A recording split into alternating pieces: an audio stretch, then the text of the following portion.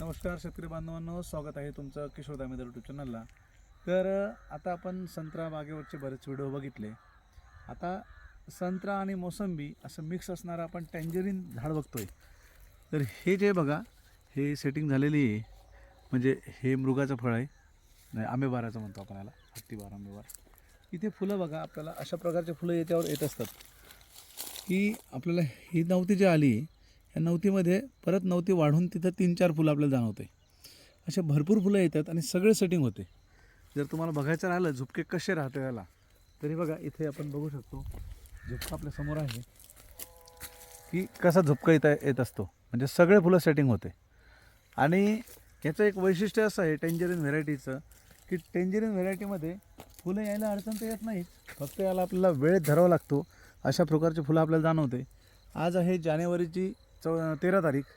जानेवारी 13 तारखेला आपण हा बाग बऱ्यापैकी आता उमलण्याच्या अवस्थेत आलेला आहे. आता उमलण्याच्या अवस्थेत आल्यामुळं काय झालं आहे की